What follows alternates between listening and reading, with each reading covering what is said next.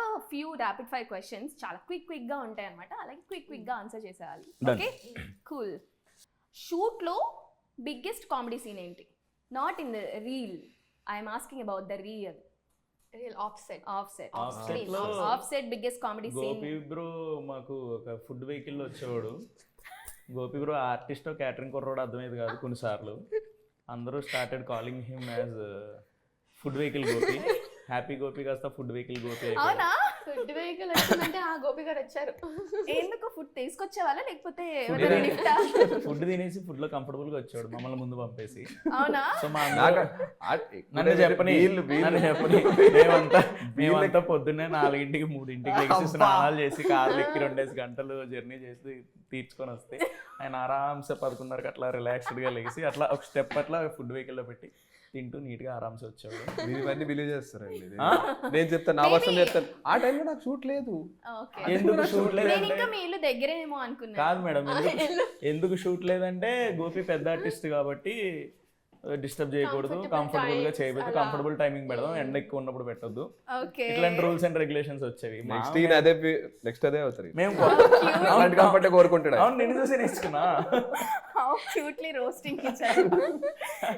అదే biggest fun నాకు. And also ఇంకొక ఫన్నీ క్యారెక్టర్ మా శివకుమార్ అని ఒకడు ఉంటాడు, సినిమాలో చూస్తారు మీరు, బెండకాయ క్యారెక్టర్ చేశాడు. పేరు తగ్గట్టే మంచి బెండకాయ. అతను ఉన్నంతసేపు ఫుల్ ఫన్, మాకు ఆన్ సెట్ ఆఫ్ సెట్ కూడా. So these 2 guys were our stress busters. Okay, of set లో కామెడీ ఆ కామెడీ క్వశ్చన్ ఇల్లే. నైస్. సో సెట్ లో లేట్ గా ఎవరు వస్తారు? గోపి గారు కాకుండా. ఆన్సర్ చెప్పు. I saved you. Not a single day I was late. Answer చెప్పు అంటున్నా, ముందుదాన్ని నేను చెప్పినా కదా, ఆన్సర్ చెప్పు అంటున్నా.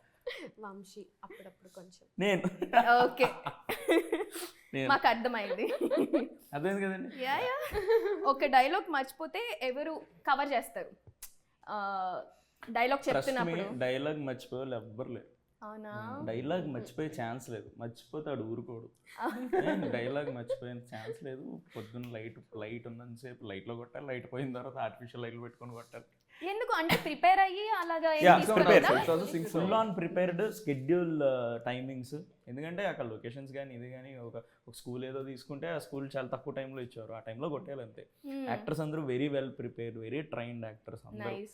ఎక్కడ నాకు కనీసం గుర్తు కూడా రాదు, మీరు అంటుండే గుర్తు తెచ్చుకుందామన్నా ఒక డైలాగ్ కూడా మర్చిపోయింది లేదు. ఒకసారి నేనే ఎదురుకుండా శివకుమార్ బెండకాయని పెట్టుకొని నవ్వేసాను, ఎప్పుడు లేదు ఆ రోజు నవ్వేసాను. నీ వల్ల టేకు నాకు పోయిందని అని కూడా అన్నా సరదాగా.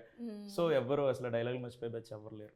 ఓకే. అయితే డైరెక్టర్కి ఓకే అని హార్డెస్ట్ వేలో చెప్పింది ఏంటి? అంటే ఎక్కువ టేక్స్ తీసుకుంటున్నారని చెప్పేసి యాక్టర్స్ అబ్బా సరే ఓకే అని చెప్పిన సిచ్యువేషన్ ఏమన్నా ఉందా?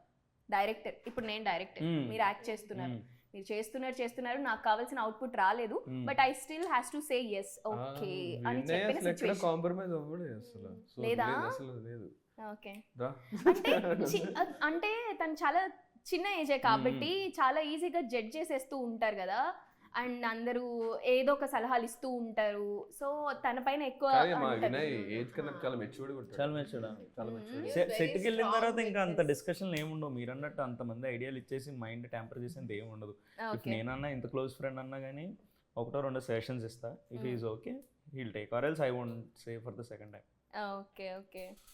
సో రియల్ లైఫ్లో హీరోలా బిహేవ్ చేసేది ఎవరు మీ సెట్లో? What is this silence? ఎవరు కాదండి, అందరూ. No one or everybody is a hero కదండి. Everybody should behave like a hero. Everybody is their own hero. మీరు ఆ మెయిన్ క్యారెక్టర్ ఎరాలో ఉన్నప్పుడే you will get what you deserve. Smart. అందరూ character లోనే ఉండేవాళ్ళు మెజారిటీ. నైస్. సో సెట్ లో gossip minister ఎవరు?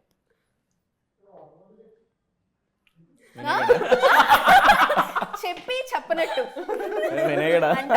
లేదు, జస్ట్ లైక్ రీకాల్ చేసుకుంటాను. లేదండి అందరూ నువ్వనరా.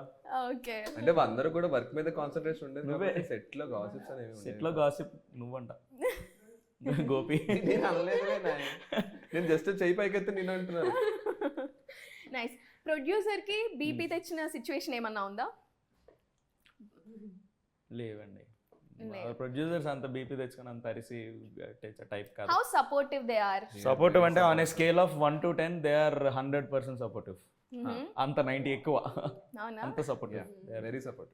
ఇఫ్ నాట్ ఫర్ దెమ్ ఇంత క్వాలిటీ కానీ, ఇప్పుడు విజువల్స్ చూస్తున్నప్పుడు ఆ క్వాలిటీ కానీ, ఇప్పుడు మ్యూజిక్లో ఆ క్వాలిటీ కానీ, ఇప్పుడు మనకి కీరవాణి గారు పాడిన ఒక పాట ఉంది, లేదంటే కార్తిక్ గారు పాడిన పాట, అఫ్ కోర్స్ వాళ్ళందరికీ కథ నచ్చే, లిరిక్స్ నచ్చి all these stories is there. But if not for producer అదంతా వచ్చేది కాదు. అంత గ్రాండ్ స్కేల్లో మేము ఈ సినిమాని చూసాం అంటే మెయిన్ సపోర్ట్ మా గోపాలకృష్ణ రెడ్డి సార్ అండ్ వినీషా గారు. వాళ్ళ వల్లే ఇంత వచ్చింది. అంత మీరు అన్నట్టు అంత బీపీలు తెచ్చుకొని అరిసే టైప్ ప్రొడ్యూసర్స్ కాదు. They are daring enough, very daring. కథను ఫస్ట్లో నమ్మారు, అప్పటి నుంచి ఇప్పటి వరకు వెరీ ఏమంటారు, చాలా ఇన్సైట్తో ఆలోచించి తీసుకునే డెసిషన్సే తప్ప అట్లాంటి ఆర్కులు కేకలు ఎప్పుడు లేవు. Very support. ఇండస్ట్రీ నుంచి ఈ మూవీకి పర్టికులర్ గా మంచి సపోర్ట్ ఉంది అని కనిపిస్తుంది. అవునండి. సో అది ఎట్లా గ్రాప్ చేయగలిగారు? ఎవరు అప్రోచ్ అయ్యారు? త్రూ ప్రొడ్యూసర్సా, లేకపోతే వాళ్ళంతటి వాళ్ళకి నచ్చి అలా వచ్చారా? How much? రెండు మేడం, రెండు ఉన్నాయి. అంటే ఇప్పుడు ప్రొడ్యూసర్ గారు నచ్చినా, లేదంటే మనం చెప్పి వెళ్ళి పిలిచేసినా, వచ్చిన తర్వాత వాళ్ళకి నచ్చాలి కదా, ఇంటర్నల్గా వాళ్ళకి నచ్చాలి కదా. Everybody loved the teaser and everybody have immense respect and trust on this production house.